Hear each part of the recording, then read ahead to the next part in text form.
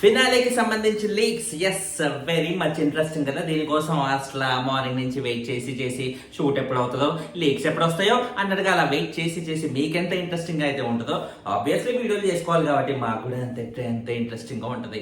Anyway చూసుకుంటే మనకి 5th position లో యాజ్ ఎక్స్పెక్టెడ్ అవినాష్ ఎలిమినేట్ అయిపోయాడు అనమాట. యాక్చువల్లీ అవినాష్ కి కొంచెం బిగ్ బాస్ వాళ్ళకి అవినాష్ అంటే కొంచెం ఆ లవ్ ఎక్కువ కాబట్టి, కోసంత రుచి ఎక్కువ కాబట్టి ఆ ఫేవరిజం ఏమైనా చూపించి ఆయనని 4th లోనో ఎక్కడోనో పొజిషన్ కి వచ్చేలా చూసుకుని దానికి తగ్గట్టుగా, ఎందుకంటే 4th పొజిషన్ లో క్యాష్ ఆఫర్ చేస్తే బాగుంటది కాబట్టి అదే ఆనవాయితీ కాబట్టి అలా ఏమైనా చేస్తారేమోనని కొంచెం అనిపించినా కూడా అబ్బాయి అలాంటిది ఏం లేదు. తమ్ముడే పేకాటే అన్నట్టుగా ఓటింగ్ ప్రకారంగానే 5th పొజిషన్ లోనే అవినాష్ అయితే ఎలిమినేట్ చేసేసారు. అండ్ 4th పొజిషన్ లో వచ్చేసరికి క్యాష్ ఆఫర్ అయితే చేశారు. అమ్మా ప్రేరణ, ఇగో నీకు ఇంత క్యాష్ ఇస్తాం, నీకు ఓకేనా, తీసుకుంటావా అంటే అబ్బే నో అస్సలు ఐ కాంట్, నాకు వద్దు, నేను నిజాయితీకి మారిపోయారు, అసలు ఏమనుకున్నావు నువ్వు అన్నట్టుగా ఈ కైండ్ ఆఫ్ వేలో అయితే ప్రేరణ గారు రియాక్ట్ అయ్యి నాకు వద్దన్నట్టుగా రిజెక్ట్ అయితే చేసింది. దానివల్ల ఏమైంది, 4th పొజిషన్ లో ప్రేరణనే ఎలిమినేట్ అయింది. ఒరే క్లియర్ గా కదా. ఇప్పుడు ఫ్యామిలీ వీక్ లో వచ్చినప్పుడు అదే పనిగా స్టేజ్ మీదకి వచ్చిన వాళ్ళు ఎవరిని కన్సిడర్ చేశారు టాప్ 5 లో? గౌతమ్ ని, నిఖిల్ ని, నబీల్ ని ప్రతి ఒక్కరు కన్సిడర్ చేశారు. అఫ్ కోర్స్ గౌతమ్ తరపున చూసుకుంటే ఒక్క పృథ్వీ ఫ్యామిలీ తప్ప మిగతా అందరూ కన్సిడర్ చేశారు వీళ్ళ ముగ్గురిని. ఇలా సింపుల్ లాజిక్ అక్కడ కనబడుతున్నప్పుడు ప్రేరణ ఈ ఆపర్చునిటీ ఎందుకు మిస్ చేసిందో నాకు అర్థం కావట్లేదు. ఇది ఫెంటాస్టిక్ ఆపర్చునిటీ, అసలు అదిరిపోయే ఆపర్చునిటీ. అర్రే మంచిగా క్యాష్ తీసుకుని వెళ్ళిపోవచ్చు అన్నట్టుగా హ్యాపీగా ఇది అయితే ఉండేది. అవినాష్ కి ఛాన్స్ ఉంటే ఖచ్చితంగా తీసుకెళ్లేవాడు. ఎందుకంటే తను ఆల్రెడీ ఎలిమినేట్ అయిపోవాల్సిన క్యాండిడేట్ ఎవిక్షన్ పాస్ వల్ల మాత్రమే హౌస్ లో ఉన్నాడని ఆయనకి క్లియర్ గా తెలుసు కాబట్టి, ఆయనకి ఏమాత్రం ఓటింగ్ లేదు అని తెలుసు కాబట్టి, మిగిలిన తను ఎలిమినేట్ అవ్వాల్సిన వీక్ తర్వాత జరిగిన ఉన్న టైం అనేది చాలా తక్కువ గ్యాప్ కాబట్టి, ఈ తక్కువ గ్యాప్ లో ప్రత్యేకంగా ఆయనకు ఓటింగ్ వచ్చి పెరిగిపోయి టాప్ 4th or 5th లోకి వచ్చే అవకాశం అయితే లేదు అని తనకు క్లారిటీ ఉంది కాబట్టి ఇంకా తనకు ఆ ఛాన్స్ వచ్చుంటే వదులుకునేవాడు కాదు. బట్ బిగ్ బాస్ అలాంటి ఛాన్స్లు అయితే అవినాష్కి రాకుండానే చేసేసారు. క్లియర్ గా ఎలిమినేట్ అయితే 5th పొజిషన్ లోనే చేసేసారు. కానీ ప్రేరణకు మటుకు చాలా క్లారిటీ ఉంది. అండ్ నాకు తెలిసి బిగ్ బాస్ వాళ్ళే ప్రేరణకు ఎంతో కొంత సపోర్ట్ చేయాలనే ఉద్దేశంతో చాలా చేసి ఉంటారు. నాకు అనిపించింది ఏంటంటే, ఏవి చూసినప్పుడు ప్రేరణ ఏవి ఇస్ లైక్ ఫెంటాస్టిక్, నాకు విపరీతంగా నచ్చింది. నాకు అందరి ఏవీలలో కంటే పర్సనల్లీ నా చాయిస్ ప్రకారం అయితే నాకు ప్రేరణ ఏవి చాలా బాగా నచ్చింది. చాలా బాగా ఎలివేట్ చేశారు, చాలా మంచి సాంగ్స్ తో కానీ, లేకపోతే చాలా మంచి మాటలతో కానీ, ఎక్కడెక్కడ కానీ అటు ఏవీలో క్లిప్స్ కానీ, లేకపోతే ఇక్కడ ప్రేరణ గురించి ఎక్స్ప్లెయిన్ చేసిన స్క్రిప్ట్ కానీ, ఏదైనా సరే చాలా పర్ఫెక్ట్ గా ఉంది. ఇంత పర్ఫెక్ట్ గా ఉన్నప్పుడు డెఫినెట్లీ అది చూసే ఆడియన్స్ కి కూడా మంచి బూస్ట్ అయితే ఇస్తుంది. అండ్ ఆ ప్రకారంగా చూసుకుంటే లాస్ట్ మినిట్ లో ఆ ఏవి మేబీ ఇప్పుడు నిన్నటి ఎపిసోడ్ లో కాకుండా మొన్నటి ఎపిసోడ్ లో ప్లే చేస్తుంటే ప్రేరణకు ఎంతో కొంత కాస్త ముందుకెళ్లే అవకాశం అయితే ఉండేదేమో. బట్ ఎంత ముందుకెళ్ళినా కూడా at the end of the day of course అక్కడ నబీల్ అండ్ ప్రేరణకు పెద్ద ఓటింగ్ డిఫరెన్స్ అయితే లేదు. మనం చెప్పుకున్నాం. సో ఆల్రెడీ ఓటింగ్ డిఫరెన్స్ అనేది లేదు కాబట్టి ఇప్పుడు అఫీషియల్ ఓటింగ్ ప్రకారంగా అయితే ప్రేరణ 4th పొజిషన్ లో ఎలిమినేట్ అయినట్టుగా నాకు తెలుసు. నాకు సంబంధించినంత వరకు ప్రేరణ డిజర్వ్స్ బెటర్ పొజిషన్ అని నాకు ఎందుకో అనిపిస్తుంది. ఎందుకంటే Nabeel no doubt first 5 weeks లో ఇర్రగా కొమ్మాడు గేమ్. ఆయన ఇచ్చిన ఎంటర్టైన్మెంట్ అసలు కంప్లీట్లీ అవుట్ ఆఫ్ క్వశ్చన్ లాగా వచ్చిన క్యాండిడేట్. ఇప్పుడు నిఖిల్ లాంటి ఒక సీరియల్లో ఉన్న సూపర్ స్టార్ ఇమేజ్ ఉన్న ఒక క్యాండిడేట్ తో నబీల్ లాంటి ఒక కామన్ మ్యాన్, ఒక యూట్యూబర్, అఫ్ కోర్స్ యూట్యూబ్ లో తనకి ఎంత ఫాలోయింగ్ ఉన్నా కూడా at the end of the day సీరియల్లో అంత పెద్ద స్టార్ అయిన నిఖిల్ తో తను ఓటింగ్ లో పోటీ పడి నువ్వా నేనా అన్నట్టుగా ఒక పొజిషన్ క్రియేట్ చేశాడంటే అప్పుడు నబీల్ కి ఎంత ఫైర్ ఉండేది ఆ రోజుల్లో. ఫస్ట్ 5 వీక్స్ మాత్రం హీస్ ఫెంటాస్టిక్.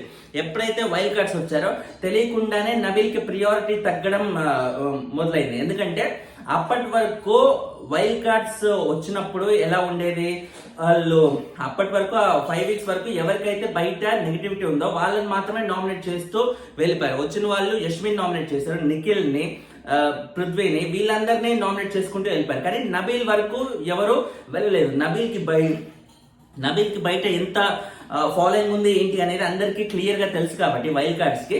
సో కొన్ని వారాల వరకు నబీల్ జోలికి ఎవరు వెళ్ళలేదు నామినేట్ చేయడానికి. దానివల్ల ఏమైంది, నబీల్ నామినేషన్స్ లోకి రాలేదు. నామినేషన్స్ లోకి రాకపోవడం వల్ల అని నామినేషన్స్ లోనే నేను ఎందుకు ఆడాలి బై అన్నట్టుగా నబీల్ చాలా రిలాక్స్ అయిన మాట అయితే వాస్తవం. అలా రిలాక్స్ అవ్వడం వల్ల ఏమైంది, తన ఆట పోయింది. ఇక్కడ నామినేషన్స్ లో అన్నన్ని వారాలు లేకపోవడం వల్ల ఆడియన్స్ తనని మర్చిపోయి ఒక సిచ్యువేషన్ వచ్చేసింది. ఇలా తెలియకుండానే నబీల్ గ్రాఫ్ డన్ అని పడిపోయింది, గ్రాఫ్ పడిపోయింది, తన ఆట పడిపోయింది. ఈ గ్యాప్ లో ప్రేరణ రైజ్ అయింది. ప్రేరణను కూడా నామినేట్ చేశారు కాబట్టి అదే పనిగా ఇప్పుడు హ్యాట్ నామినేషన్స్ కానీ లేకపోతే చాలా సార్లు తను మెగా చీఫ్ అయిన సందర్భంలో తను ఎదుర్కొన్న సిచ్యువేషన్స్ కానీ ఇలాంటివెన్నో కొన్ని ప్రేరణని బాగా ఆ హైప్ అయితే తెచ్చిపెట్టాయి. ఆ హైప్ లో భాగంగా తను చూపించిన ఇది ముఖ్యంగా ఆ వాటర్ టాస్క్ లో ఒక అమ్మాయి అయి ఉండి తను ఫిజికల్ గా కూడా ఎంత కష్టపడి చేయగలదు అని తను ప్రూవ్ చేసిన విధానం, ఇలా ఎన్నో చోట్ల కూడా ప్రేరణ హ్యాస్ దట్ ఆ మెటల్ అనేది ఉంది. అది ఉండడం వల్ల ప్రేరణ హ్యాస్ ఎ బెటర్ పొజిషన్. నాకు సంబంధించినంత వరకు నబీల్ కంటే కూడా ప్రేరణకి ఇంకా better position she definitely deserves. And బయట ఉండే టాక్ కూడా ఆల్మోస్ట్ అలాగే ఉండేది. బట్ ఓటింగ్ ప్రకారంగా చూసుకుంటే ఇద్దరికి నెక్ టు నెక్కే పడడం వల్ల ఆబ్వియస్లీ మనకి నబీల్ ని థర్డ్ పొజిషన్ లో ఉంచేసి ప్రేరణ మటుకు ఫోర్త్ పొజిషన్ లోనే ఎలిమినేట్ చేసేసినట్టు అయితే మనం అర్థం చేసుకోవాలన్నమాట. సో ప్రస్తుతానికి వీళ్ళిద్దరు అయితే బయటికి వెళ్ళిపోయారు. సూట్ కేస్ ఆఫర్ ఇచ్చినా కూడా ప్రేరణ అయితే క్లియర్ గా రిజెక్ట్ అయితే చేసింది. అండ్ థర్డ్ పొజిషన్ కి సంబంధించి నబీల్ ఆబ్వియస్లీ ఎలిమినేట్ అవుతాడు. అందులో సెకండ్ థాట్ అయితే అసలు లేదు. ఎందుకంటే కంప్లీట్లీ టైటిల్ రేస్ లో ఇద్దరు మాత్రమే, గౌతమ్ అండ్ నిఖిల్ వీళ్ళిద్దరు మాత్రమే ఉన్నారు.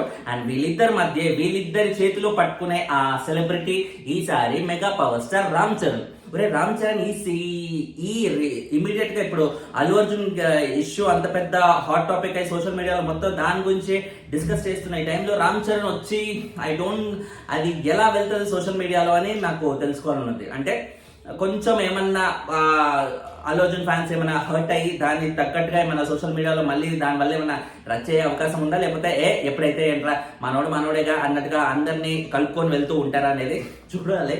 But what ever it is, ఆ ఇష్యూ మనకు సంబంధించింది కాదు. ఓన్లీ మన బిగ్ బాస్ గురించి మాత్రం మాట్లాడుకుంటున్నాం కాబట్టి బిగ్ బాస్ కి సంబంధించిన వరకు రామ్ చరణ్ ఎంట్రీ అనేది it's going to be a very big ఇది. అందరూ గేమ్ చేంజర్ రిలీజ్ అనేది చాలా ముందు కాబట్టి చాలా తొందరలో రాబోతుంది కాబట్టి రామ్ చరణ్ లాంటి ఒక వైబ్, రామ్ చరణ్ లాంటి ఒక ప్యూర్ మాస్ వైబ్ అనేది బిగ్ బాస్ లో అడుగు పెడితే డెఫినెట్లీ ఆ సినిమాకి ఎంత ప్లస్ అవుతుందో, డెఫినెట్లీ ఆల్రెడీ మునిగిపోయిన షోకి ఎంతో కొంత ఆ బూస్ట్ అనేది రామ్ చరణ్ వల్లనైనా ఫినాలే ఎపిసోడ్ ద్వారా తెచ్చుకునే అవకాశం అయితే బిగ్ బాస్ వాళ్ళకు ఉంటుంది. But what ever it is, at the end of the day Ram Charan అక్కడ పక్కన పెట్టేస్తే ఫస్ట్ అండ్ సెకండ్ పొజిషన్స్ లో ఆబ్వియస్లీ గౌతమ్ అండ్ నిఖిల్ ఇద్దరు ఉన్న మాట అందరికి తెలిసిన విషయమే కదా.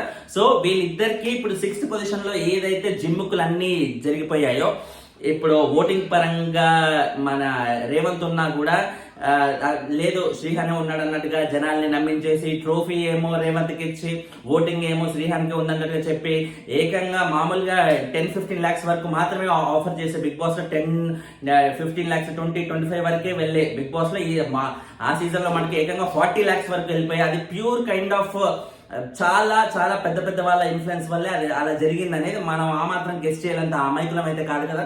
సో అదే కైండ్ ఆఫ్ జిమ్మిక్లు ఈసారి కూడా ఆ ఫస్ట్ 2 పొజిషన్స్ లో ఉన్న వాళ్ళంటే గౌతమ్ అండ్ నిఖిల్ మధ్య వాళ్ళిద్దరూ హౌస్ లో ఉన్నప్పుడు జరగబోతున్నాయి అన్నట్టుగా మనకి ఇన్ఫర్మేషన్ అయితే ఉందన్నమాట.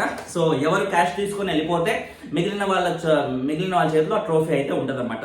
6th సీజన్ విషయంలో విన్నర్ ఎవరు అనేది ఇప్పటికీ మనకి ఎలాగైతే ఒక no clarity kind of situation అయితే ఉందో, ఇప్పుడు కూడా ఈ సీజన్ లో కూడా అదే కైండ్ ఆఫ్ కన్ఫ్యూజన్ ఉండే ఛాన్సెస్ ఎక్కువగా ఉన్నాయి అన్నట్టుగా టాక్ అయితే వినిపిస్తుంది.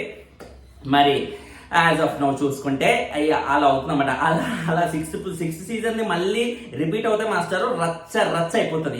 ఎటు అర్థం కాకుండా సీజన్ ఆల్రెడీ మునిగిపోయిందిరా అంటుంటే మళ్ళీ 6th సీజన్ కైండ్ ఆఫ్ ఆ రిమైండర్స్ అన్ని ఆడియన్స్ కి ఇస్తే మనకు డౌట్ లేకుండా ఆల్రెడీ బీభత్సంగా తిట్టుకునే సీజన్ ఇంకా ఘోరంగా బూతులు తిట్టుకుంటారు. ఇంకా నెక్స్ట్ సీజన్ కి బిగ్ బాస్ అబ్బో ఇక ఉంటుందా లేదా, బిగ్ బాస్ అబ్బా చూసుకుందాం లేదా అన్నట్టుగా జనాలు కూడా ఇంట్రెస్ట్ పోయి ఒక సిచ్యువేషన్ అయితే వస్తుంది అనమాట. మరి అక్కడి వరకు బిగ్ బాస్ వాళ్ళు లాక్కుంటారా లేదా ఎందుకు లేరా డెఫినెట్లీ ఓట్స్ పరంగానే వెళ్ళి ఒకరిని చూస్ చేసుకుందాం అన్నట్టుగా చూస్తారా అనేది అదనమాట. అండ్ ఎప్పటికప్పుడు ఇలాంటి అప్డేట్స్ ఏమైనా ఉంటే నా ఇన్స్టాగ్రామ్ లో పోస్ట్ చేస్తూనే ఉన్నాను. This is funny and channel name లాగే దిస్కి ఈస్కి ఫనీకి గ్యాప్ లేకుండా సర్చ్ బాక్స్ లో సెర్చ్ చేయండి, మీకు ఆ పేజ్ అయితే దొరికేస్తుంది. Okay, thanks lot for watching. Subscribe చేసుకుంటారా, లైకులు కొట్టండి, ఎక్కువ మంది చూస్తారు వీడియోలు. బాయ్.